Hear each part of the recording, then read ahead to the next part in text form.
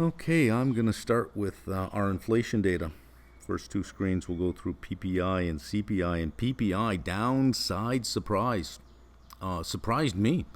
I thought with reflecting August with reciprocal tariffs, I was bracing for something a little bit more because July was pretty hot and that was only the 10% tariffs. With all the reciprocal tariffs, I thought, oh, for sure, we're going to see something here. Imagine my surprise when I saw those negative numbers. Expectation was for 0.3, came in at negative 0.1. This is total final demand. Let's break it down into goods and services. Let's start with services. Negative 0.2. Negative 0.2. If you take out margins, transportation, and warehousing, you have 0.3. Look at this, negative 1.7 on margins. That's measuring gross margins. We have been conditioned to think, and I'll just draw a border here, and goods are coming across the border and they get hit with a tariff. And depending on what it is, it might get hit with a different type of tariff, and depending on whether Trump is happy with that country or not, the king, you might get another tariff. And of course, on top of the 10, you have the reciprocal tariffs. So it is natural to think that you'd get some kind of visibility here. We've been programmed to think that as this comes in, prices of the input materials will go up. So as it goes through, stage 1, stage 2, stage 3, stage 4, hits final demand, that all of this will be wrapped up into the price somewhere, that increases in prices will be passed along to the consumer. But what if increases in prices are actually passed along to the worker? So what I'm going to lay out here is the argument, negative 1.7 on margins, that's gross margins. Well, what if you can get cost savings such that you keep your operating margins unchanged? And that would be labor. You get your cost savings there. So when we start looking at job creation, it's almost non-existent, and initial claims were elevated this week. Is that a one-off, or does it continue on as a trend? If it continues on as a trend, perhaps it is labor that is expected to absorb the cost of the tariffs, not the company and not the consumer, but labor. That's an interesting statement. Let's look at goods, 0.1. Nothing to see here. Energy, though, was the big contributor here. Without that, it is 0.3. So is that the effect of tariffs? They're the birds. They're not respecting the agreement we have, which is when I'm doing these videos, they fly somewhere else. So no bread for them today. Let's look at processed goods for intermediate demand, unprocessed goods for intermediate demand. Here, total 0.4, and unprocessed negative 1.1%. And it's negative across the board. Foodstuffs and feedstuffs, negative 0.3. Energy materials, negative 2.5. Non-food materials, less energy, negative 0.5. Here, energy also negative 0.1. So if you had seen the PPI report, you would have thought, well, why wouldn't they go 50 at this point? All the inflation we were worried about doesn't seem to be here. So we wait the next day for CPI, but I didn't. I was expecting something uglier, and I was prepared on any pullback in duration, any pullback on ZQ. Get that October ZQ below 97. I was prepared to jump all over it. Didn't happen. Didn't get it. Let's look at CPI. All items. Right here, the unadjusted 12-month ended. Why are we looking at unadjusted? Because if you're looking at a whole year, you don't need to adjust for seasonality. Headline 2.9%, the expectation 2.9%. The month over month 0.4, the expectation 0.3, but let's try to calculate the decimal places. If we calculate the decimal places, we get 0.382. Okay, that's not 0.3. We'll call it 0.4. The expectation was, when we say 0.3, the expectation could be for 0.349, and it would still be 0.3. But this is close enough to 4 that we won't quibble about it. The core, year over year, 3.1%. The expectation, 3.1%. Month over month, 0.3. The expectation, 0.3. It was actually 0.346. Look at that, an extra 0.05, and that would have printed a 0.4. The market reaction would have been, I think, different. Year over year, 3.11 versus 3.1, good enough on that one. And if we look at Supercore, This is taking housing out of the picture. Here's shelter over here, year over year, 3.6. There's a 0.4 on that one. Take that out as well. The Supercore month over month, 0.273 versus core at 0.346. I'm sure they know to take that into consideration. And housing does have its own issues. Housing right now, I believe, the price is being held high simply because of the high interest rate. If you had very low interest rates, construction loans would be very cheap. You would get more activity there, which would put pressure on pricing. So I think that a lower rate can actually solve this. I would tend to look at this number here as my guiding star. But again, just to be clear, they don't look at CPI, right? They look at PCE. PCE has a much lower weighting on housing. 0.273 year over year, 2.67%. Let's look at our money market rates and our capital market yields from last week. The long end of the curve was the big beneficiary over here, the 10-year to the 30-year. You have a 4.06 10-year. Wait till I show you where the 30-year fixed-rate mortgage is. The 2-year at 3.56, beginning to price in those cuts, is 77 basis points below the Fed funds rate, which over a period of 2 years, if you just easily multiply it by 2, you get to about 156 cuts. I think that is being very conservative.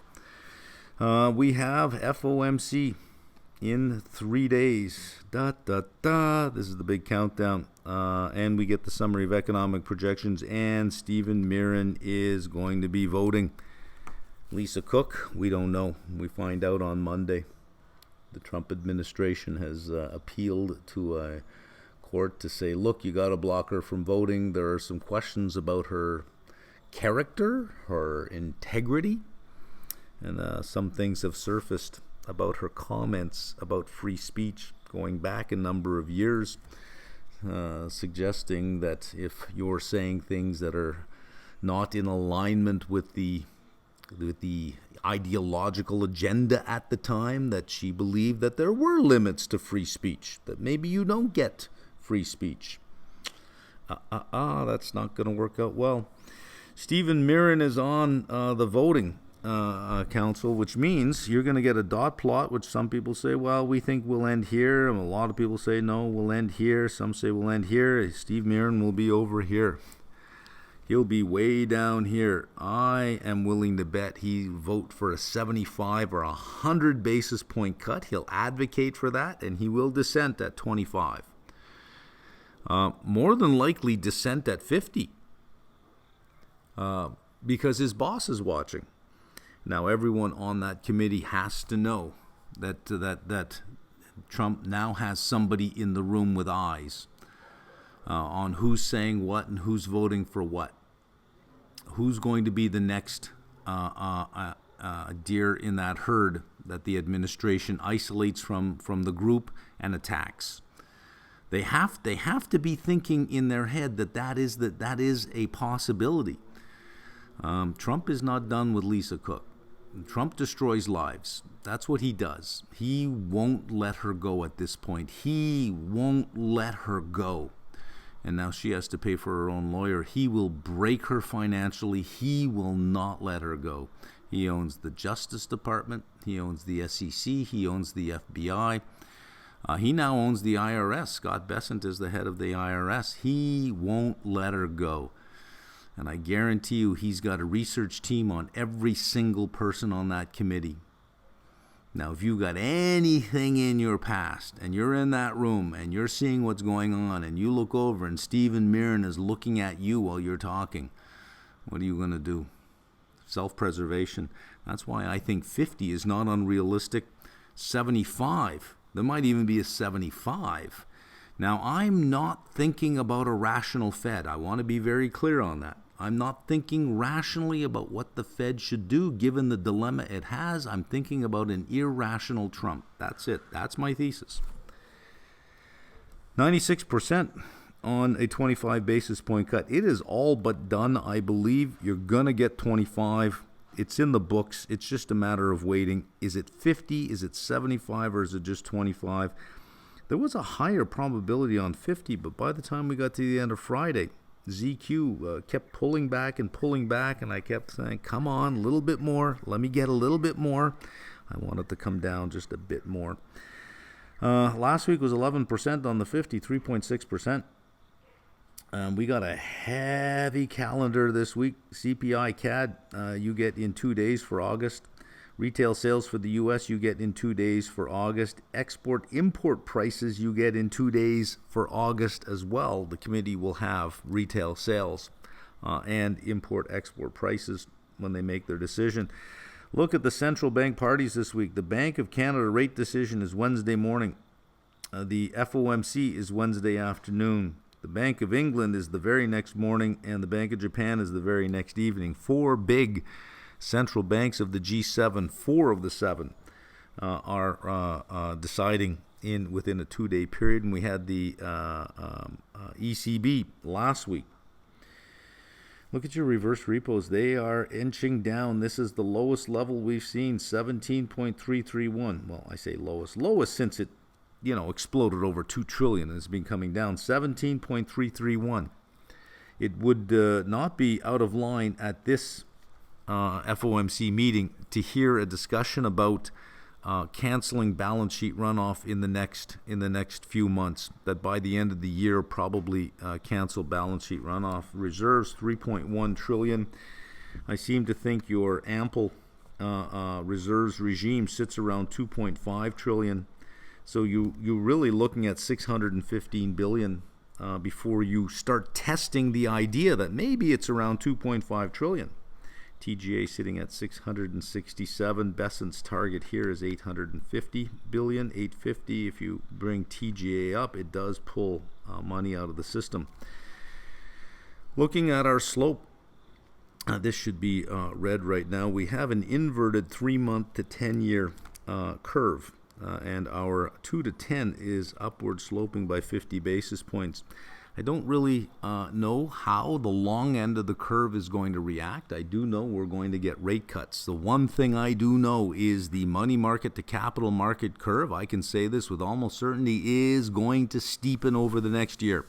That is going to be beautiful for banks, beautiful for mortgage REITs. Will the capital market curve steepen? Will the 2 to the 10-year steepen? I don't know. But I do know that money market rate is coming down. I don't know if the 10 is going to come down. I believe it will come down. I think we'll print. After the meeting going into Friday, I think we might print under 4, a 3 handle on the 10-year. Especially if you get 50 basis points, I think you print a 3 handle, but you are going to get a steepening. Give me 25 on the 3-month. I think you get 5 or 6 on the 10-year. So it will steepen very quickly. Only have one auction this week, the 20-year. We get that in 2 days, and it's an odd tenor. I don't know that we should really pay too much attention to the 20. There's not a lot of supply at the 20, and it is an odd tenor. But there it is. Big story. Fed funds rate. Well, before I get there, let's take care of this little bit in the corner. TLT had a good week, up 1.57%. Threatened $90 a few times, finished at $89.95, $90. It's been so long. I don't know whether to trust it or not. When you've been treated badly for so long and suddenly they start treating you nice, you think, I don't know, this doesn't feel right. What do you want from me? That's what I'm feeling with TLT. SPX up 1.59%, and the dollar index just not coming along for the ride. I believe the dollar index down we go. Once you have that rate cutting cycle firmly in place, that dollar index I think will accelerate to the downside, which means gold should accelerate to the upside. Not that it hasn't already accelerated to a almost ridiculous degree, but look at a chart of gold. It was doing this kind of thing, and then suddenly we're just running right off the right side of the chart like Spider-Man climbing a building. Fed funds futures.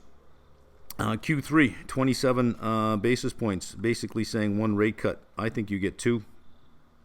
50 basis points for September. That is the end of Q3. I'm in the 50 camp on this one because Trump has eyes in the room now. and those eyes will be looking at everybody, and everybody in that room has to think, am I next? Is he going after me next? Am I next? And you know, I think they may follow his lead. I think Mirren will push for 75 or 100 to drag everybody to 50, to say, well, we can't go 100. I mean, let's not, we can't go 100. The capital market would go ballistic if we went that far, but we could go 50. You know, and maybe that'll take the dictator's eyes off me for a while. I know he's got a spy in here. And I don't want to be the next Lisa Cook. So I'm sort of thinking there's 2 there. Q4, it's saying 2 in Q4. I got 1. Just out of saying, okay, well, you get 2 and maybe 1 more. I'm putting 3 for the year.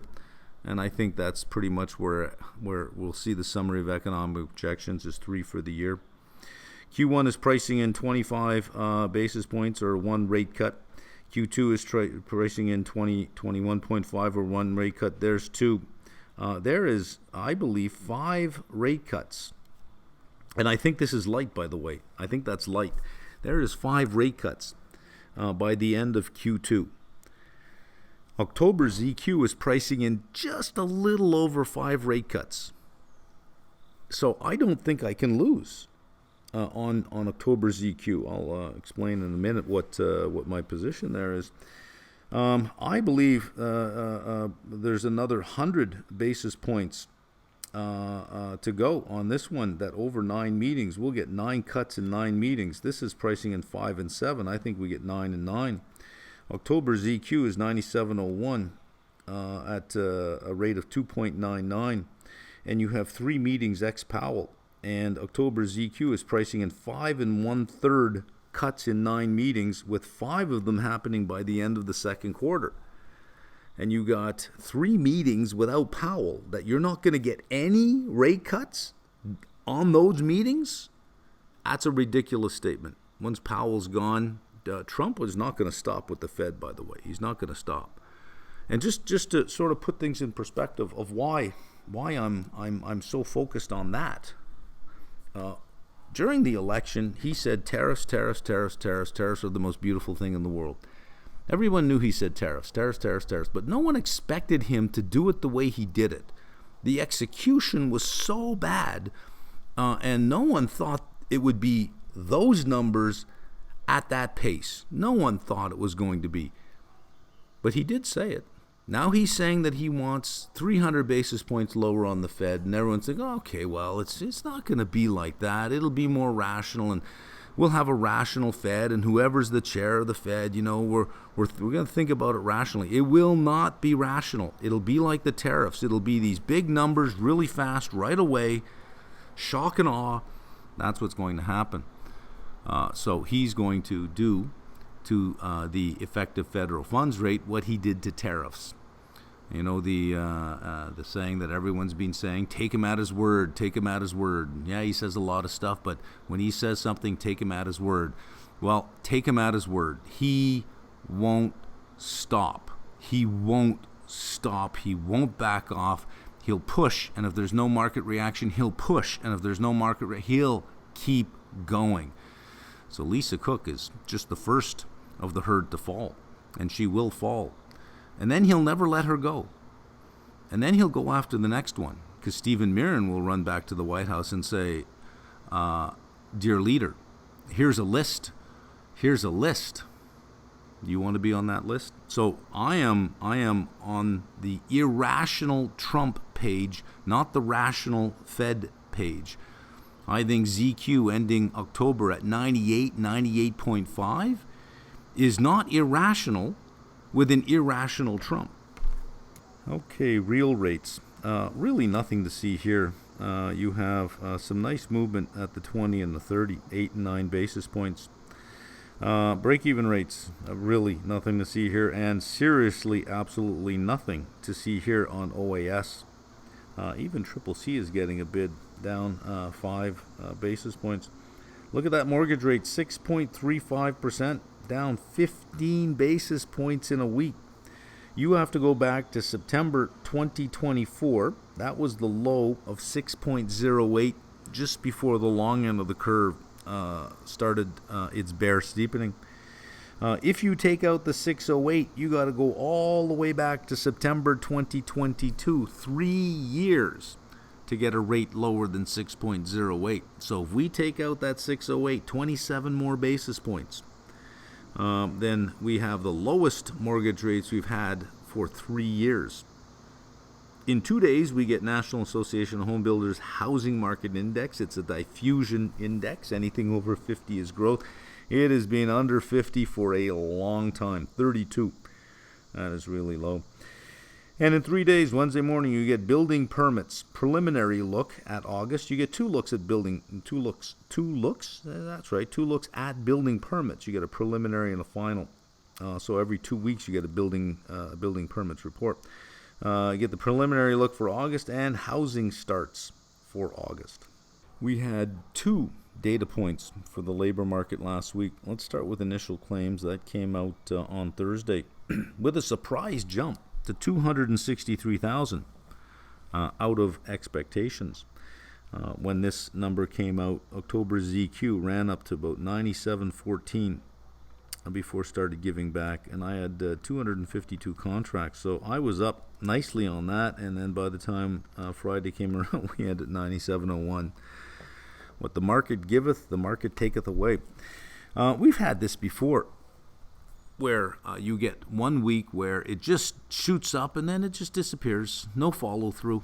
So it was a one-off, an anomaly, and then the initial claims go back to the 220 to 230 range.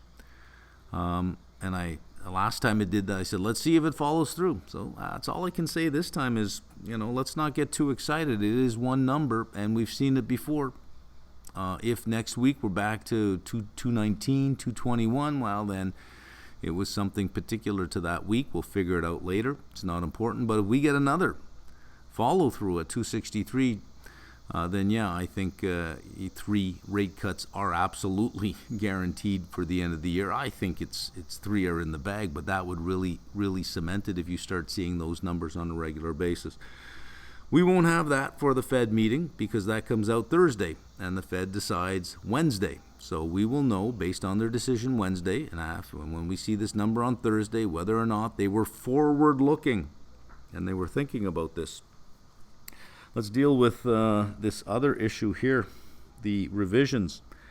So the employment numbers we get, the jobs numbers we get every month are survey-based. There are 2 surveys, establishment survey and household survey, but they are still survey-based. When I was doing my PhD, when we look at research that was survey-based, there's always the methodology section. We sent out 600 surveys. Our response rate was 38 point something percent. We got 222 back, and our data is based on this. You automatically know that you have 2 types of errors. You've got response error and you have non-response error. Response error is the 200 and some odd that did respond. Are they telling the truth? Are those the exact numbers? If you're asking for subjective opinions, are they the real subjective opinions or are they different? So you do have response error. The non-response error is, well, you got 38%, 36% responding. Are they different than the ones that didn't respond? Maybe the ones that didn't respond are just too busy to respond, but they're the ones that have the better data. And the ones that responded don't have much going on. They took the time, but they're not really capturing what we're trying to capture. Or they're capturing less of what we're trying to capture. And we think that whatever we're looking for, because we only have that, isn't as powerful as we thought. Our variable is not as important as we thought. So that is non-response error when the people who don't respond are different than those that did respond, and those that did respond might not be telling you the truth. That is standard, which is why all of these survey-based statistics are called broken scales. That the number you get combined with its standard error gives you a range. If the sample size is large enough, you could say we think that true population number is somewhere in this range. But it is a broken scale. However, what the broken scale can tell you is when there is a change.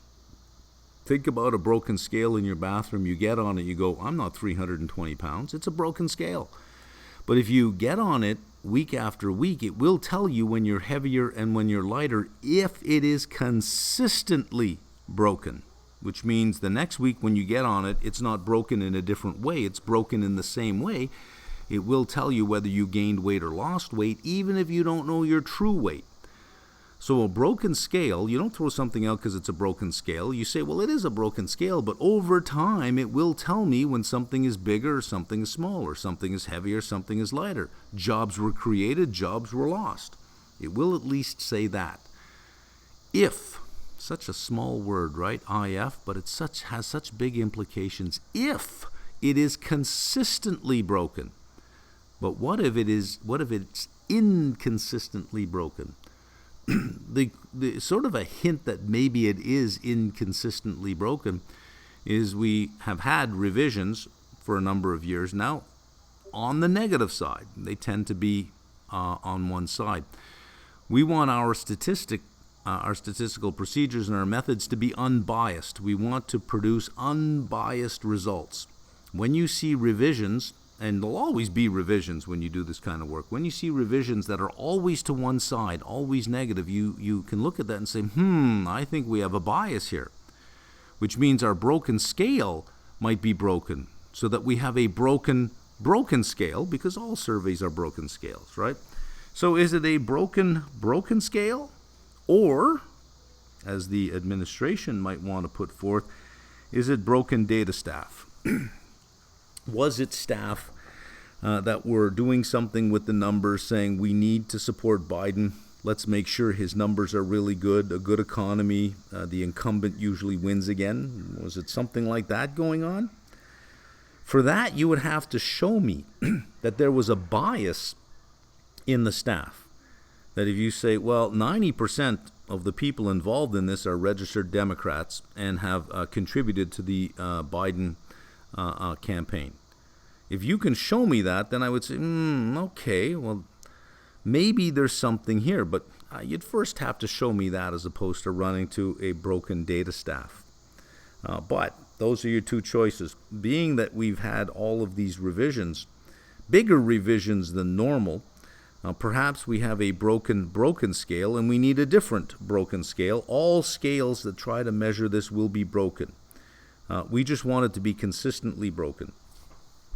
So what do we have? If we sum everything up here, just to give you an idea of the picture going into the FOMC on the employment side, you've had 4 months basically of zero growth. You had 911,000 jobs taken off as of for the 12 months ending the first quarter of 2025 than previously thought. So the economy the year before wasn't as strong as you thought. Here's an interesting thing. What if the real numbers showing those 911,000 jobs gone, what if those were the prints all through last year? Would the Fed funds rate be lower now because of that? And you have initial claims that have increased. I see 50. You have PPI that came in negative, and you have CPI that came in right on target as expected, no surprises to see here, and you have a chairman, Powell, who did say, everybody heard him say, the effect of tariffs will be transitory and we're looking through it. So any elevated number now or any lack of progress, never mind an elevated number, what if it's just lack of progress towards the goal? Is that not inflation? Did you not say you were going to look through that? And have you seen what's going on here? That's why I seem to think 50. Oh, and by the way, do you know who's in the room? Watching all of you, making notes, reporting back to the boss? 50-50. Okay, let's look at SPY. I don't know if you can hear it in the background, but the cicadas have now decided that they're going to attempt to ruin everything for me out here. But I am not budging. This is my office. Forward 4-quarter operating earnings inching up, 284.02. This is what you want to see. For the last couple of years, every time we, week after week, they would be inching down. Not a lot, but inching down. We're inching up. Closing SPX 65.84. So look at this. We are now over 23 times forward operating earnings. This is not as reported earnings. That forward multiple would be somewhere around 26, 27, 28 times as reported earnings. We're 23 times operating earnings. Last week was 22.875. On Thursday, another all-time high. Getting tired of saying this, 657.67. Gave back just a little bit on Friday, just a little bit. I think we hit all-time highs this coming week and probably into the end of the year, because I do think we're going to kick off a rate-cutting cycle, not just a rate cut, but a rate-cutting cycle. And I'm still, 1 foot in the 50 basis point camp. If I had to do a coin toss, I'm giving it a 50-50. Not a 2.6%. I'm putting a 50% on that. You know what? Let me go out on a limb. 51%. How's that? The majority of a 50%. 51 of a 50 basis point cut. 51%. IV disappearing. 13-week percentile. We're in the 6th percentile. We were in the 21st. Now down to the 6th. As far as small caps go, IWM did peak over 240 on Thursday. It looked like it wanted to go, and I think it wants to go. And you start a rate cutting cycle, you get that confirmation. I think small caps will continue to outperform. 238.34. They got to take out 241.98. It's only about $3.50, 1.5%.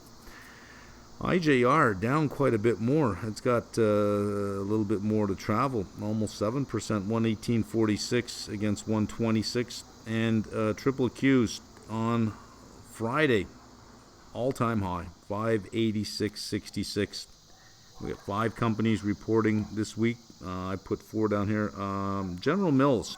I've taken a position in General Mills.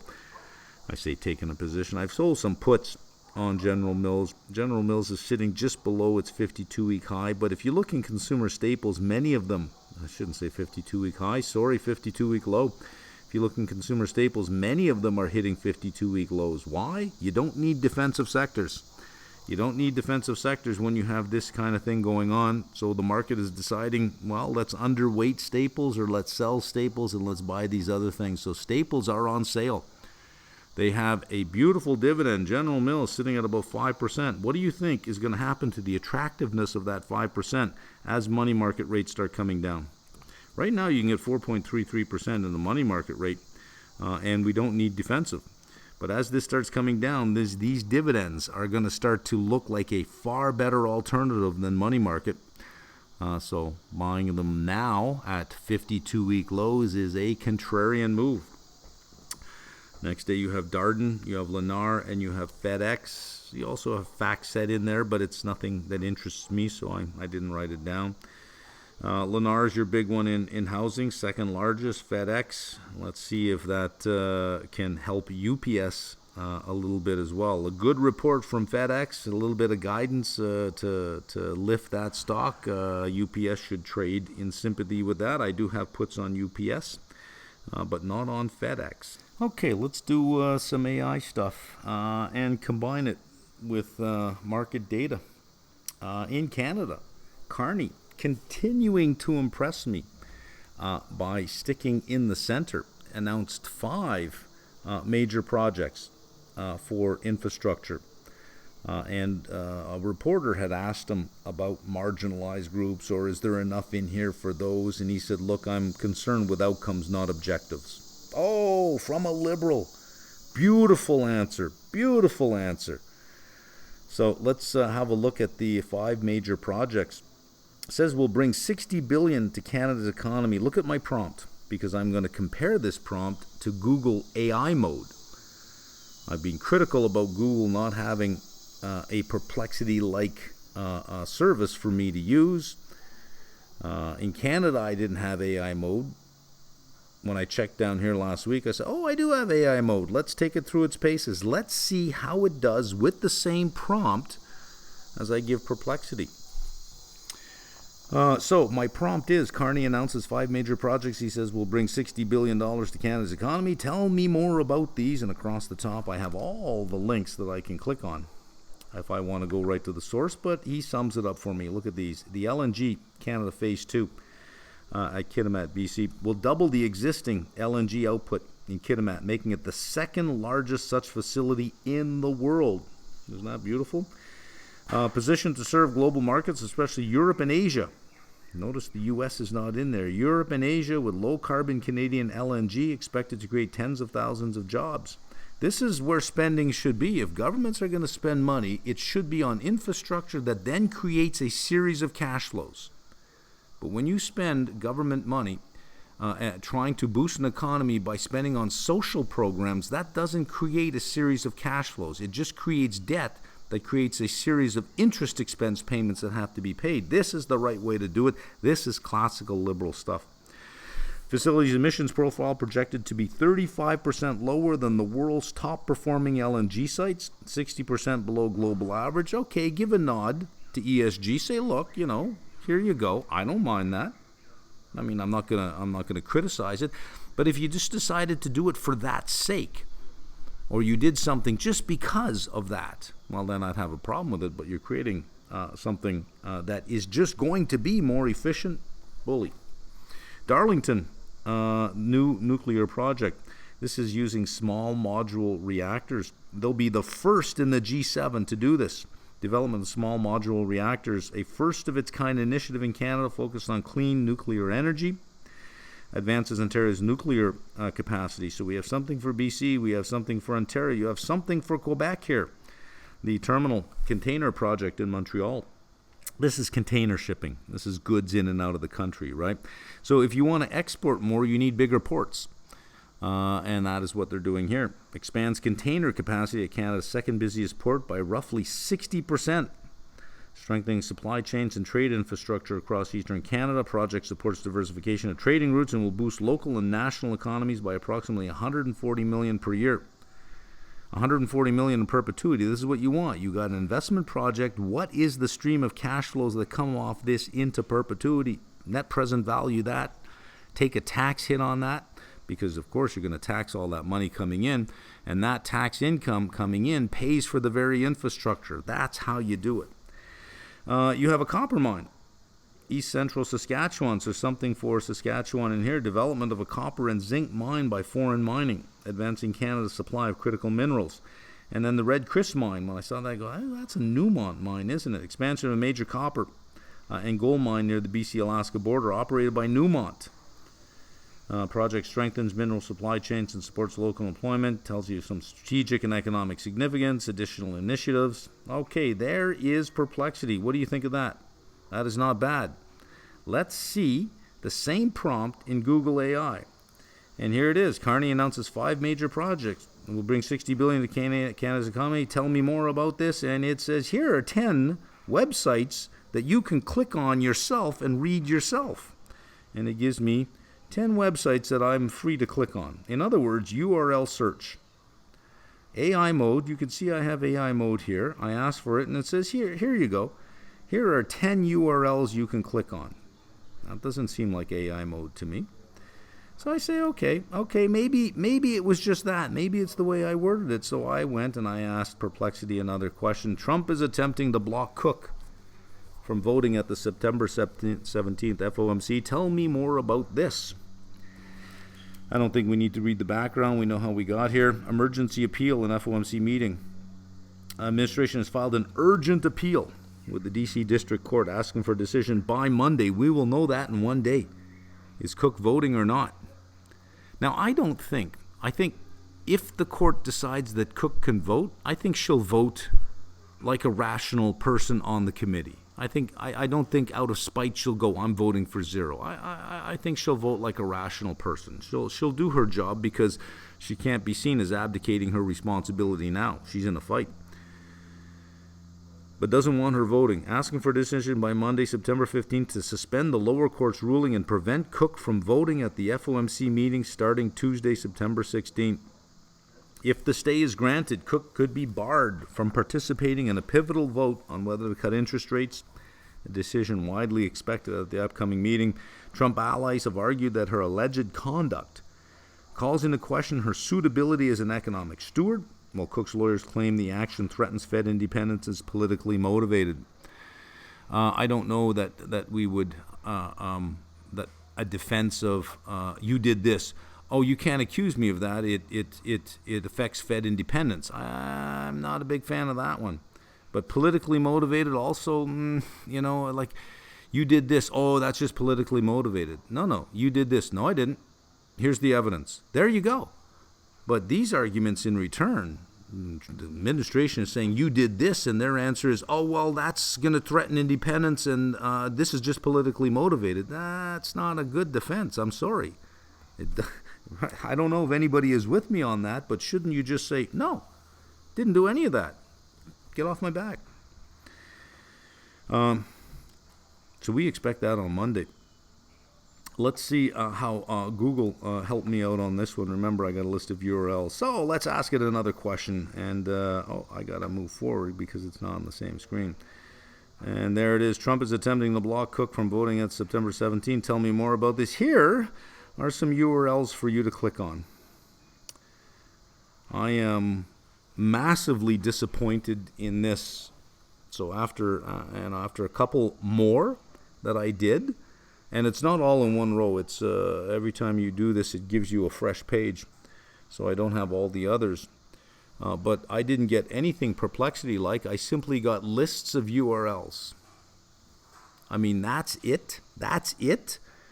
I don't know if anybody else is having the same outcome. If you are, it seems to me that this is a rather sorry excuse for AI mode, is just to say, hey, search in AI mode. Okay, here are links, but this time instead of links, we'll put them in nice gray boxes for you. It does look nicer in this sense, but still just links. Anyways, that's it. There's not much to say going into this week. Anything that happened last week is probably going to be meaningless by Wednesday at 3:30. But the press conference, I think, will be interesting. I'll bet you there's a question asked about Mirren, and he won't answer it, but there'll be some question asked about his influence. And I'm sure you're going to see one dot way the fuck down there. That'll be him. Okay, that's it.